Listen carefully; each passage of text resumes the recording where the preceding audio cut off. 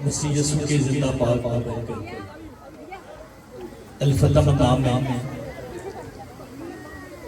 Further जितने भी यहाँ पर पासवान मौजूद हैं, हर दो चंद इज्जत के लायक हैं। बिलखसूस बिशप साहबान, एल्डर साहबान, डीकन साहबान, मेरी प्यारी बहनों, बेटियों, भाइयों और बुजुर्गों, आप सबों को इस्लामी की इज्जत पेश करता हूँ। और आज की इस खूबसूरत शाम मसीह की इबादत के इनकाद पर पास्टर पत्रदास साहब और एल्डर जवेद साहब को खरज तस्लीम पेश करता हूँ। और मैं चाहूंगा कि आप सब उनको अप्रिशिएट करने के लिए एक बार दोनों के लिए, बल्कि उनकी पूरी टीम के जोरदार तालियां।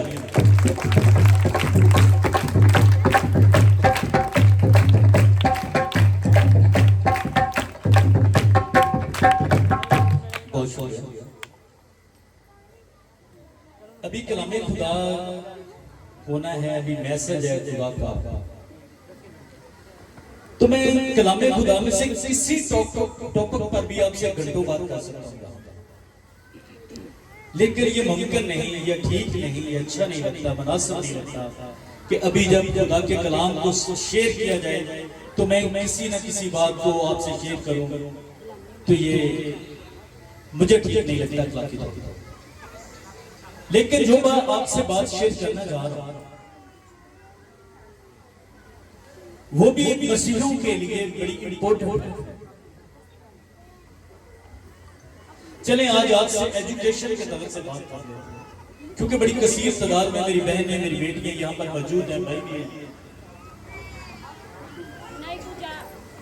एजुकेशन मेरी कौम के लिए कितना जरूरी है,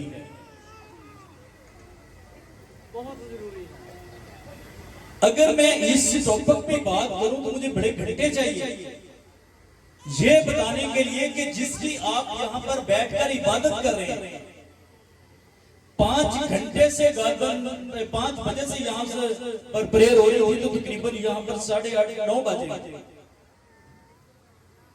4 घंटे से मुसलसल हम प्रस्तुत कर रहे हैं, इबादत कर रहे हैं। और जिसकी कर रहे हैं वो कितना पढ़ा लिखा था, तो क्या जो उसके फॉलोअर हैं उनको कितना पढ़ा लिखा होना चाहिए। एजुकेशनल एम्पावरमेंट इतनी हमारे लिए जरूरी है। आज आप सबको आपकी वैल्यू बताने वाले हैं, आपकी वैल्यू क्या थी और आज आप कहां पर हैं। आज से 70-80 साल कबल जब पाकिस्तान बना था तो पाकिस्तान का पहला आर्मी चीफ एक मसीही था। कितने लोग जो आर्मी चीफ की पावर को समझे, आर्मी चीफ क्या होता है? जो पूरे फौज के सिस्टम को संभालता है। जैसे आज फील्ड मार्शल की जगह जगह पोस्टर देखते हैं, वे भी आर्मी चीफ है। पहला आर्मी चीफ एक मसीही था। फिर 8 साल पाकिस्तान का एक चीफ जस्टिस रहा है, वो भी एक मसीही था, जस्टिस कर्नेलियस। सन 1960 से लेकर 68 तक। तो चीफ जस्टिस क्या होता है?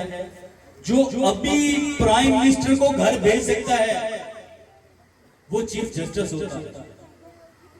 ये एक मसीही था। अस्करी क़यादत में मैं नाम लूं तो बड़े सारे सीसल चौधरी, नोएल मुखर जैसे नाम, जूलियन पैट्रिक जैसे नाम, ये अस्करी क़यादत में मसीही थे।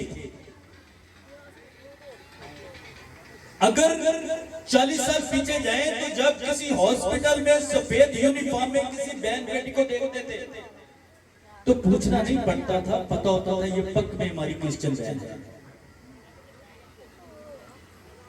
आज हम कहां पर खड़े हैं? आप सबको दावत फिक्र दे रहा हूं। आज हम कहां पर खड़े हैं? मासवाई कलील पंजाब के हम कहीं पर नजर नहीं आते। बड़े सारे पार्लियामेंटेरियन जब हम असेंबली में जाते हैं तो बड़े प्राउड के साथ हमें कहते हैं कि हम मसीही अदारों से पढ़े हुए हैं, लेकिन हम आज कहां पर हैं? वो हमारे अदारों से पढ़कर मुल्क को कौम को सर्व कर रहे हैं, लेकिन हम क्लीन पंजाब के एक जॉब के लिए मारे फिरते रहते हैं। मेरे अजीज भाइयों और बहनों, खुदा ने आपको तुम नहीं सर बनाया है। आप शाही घराने का फिरका है। पूरी दुनिया की तारीख उठा कर देखें कि मसीह हर मुल्क को लीड कर रहे हैं। हम पाकिस्तान को लीड कर रहे थे,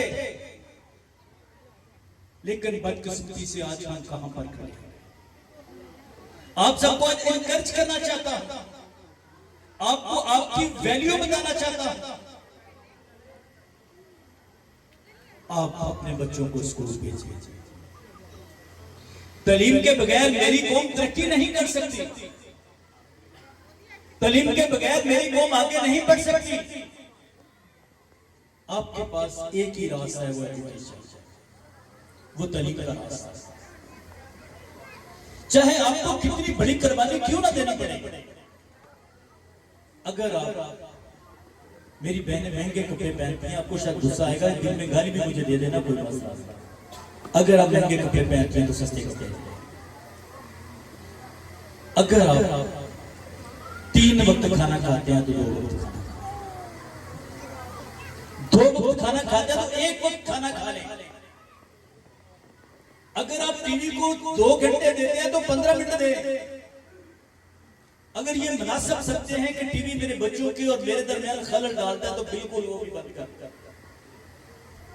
मेरे भाई अगर 6 घंटे काम करते हैं तो 8 घंटे काम करें। 8 करते हैं तो 10-12 घंटे काम करें, मगर अपने बच्चों के बस्तों में किताबें ना खत्म होना।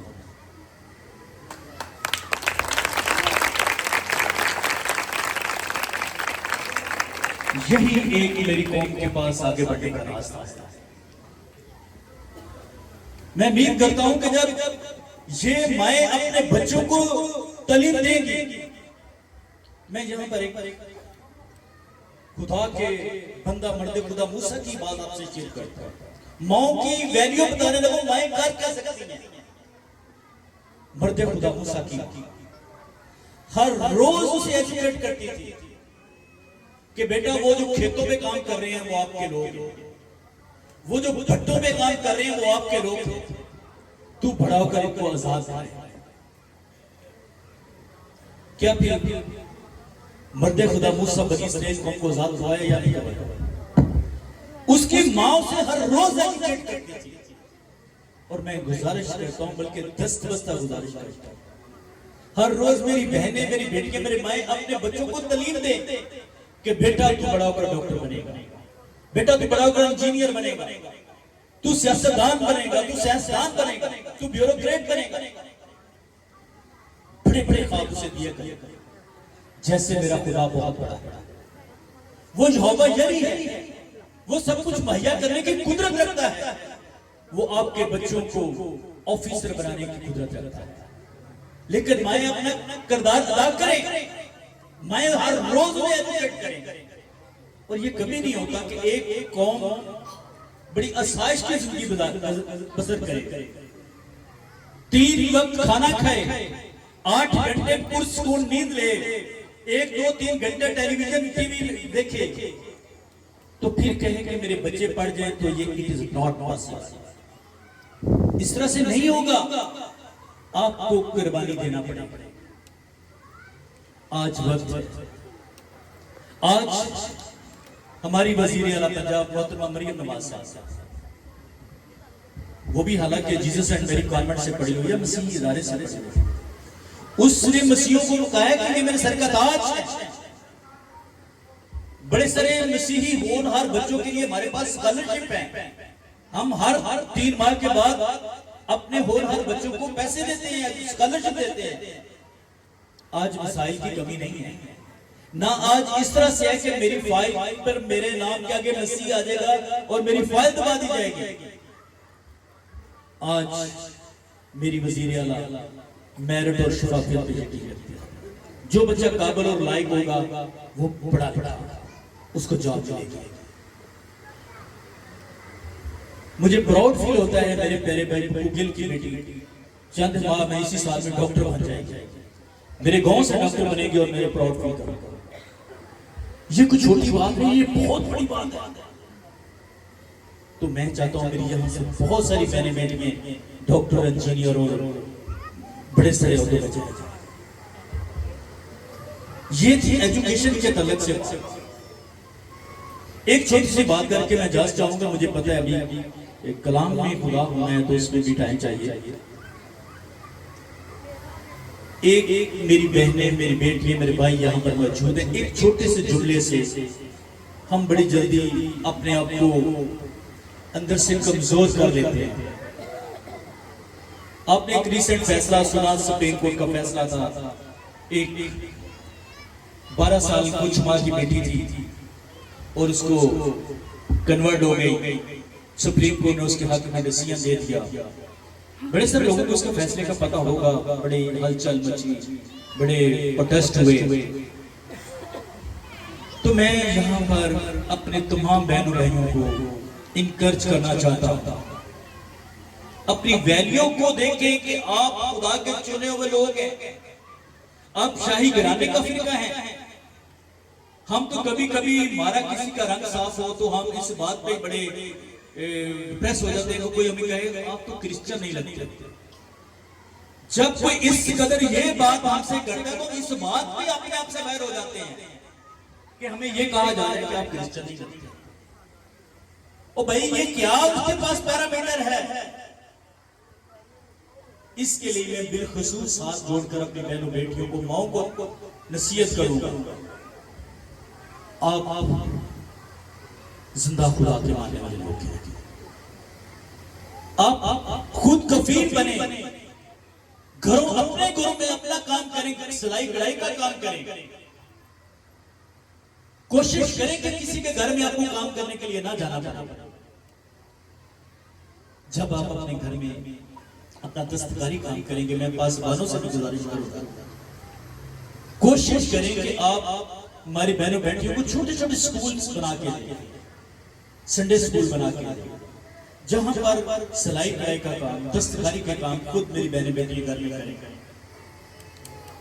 ताकि हम दूसरों के घर में ना जाए। हम जब दूसरे के घर में जाएंगे, मेरी बहन, मेरी बेटी दूसरे के घर में काम करने के लिए जाएगी, उसको स्कीम होने में ज्यादा टाइम नहीं लगेगा। जब वो उनकी आसाइश को देखती हैं, उनके घर के माहौल को देखती हैं, तो उनके लिए सिर्फ 2-3 जुमले चाहिए उसको कन्वर्ट होने को। खुदा खुदा खुदा हाथ जोड़कर विनती करता हूं कि आप एक मजबूत मसीही लोग बनिए। आप एक कौम हैं तो कौमें बड़ी पावरफुल होती है। खैर ये मैं बड़े लंबे छोटे चैप्टर को शुरू कर बैठा हूं, इसको क्लोजिंग की तरफ जाते हैं। उम्मीद करता हूं कि मैंने आपसे बड़ी लंबी बात की है। अगर आपको मेरी थोड़ी सी बात की समझ आ गई हो तो खुदावंद आपको बहुत बरकत दे। खुदावंद आपका हामी माना। बहुत बहुत शुक्रिया। Thank you so much.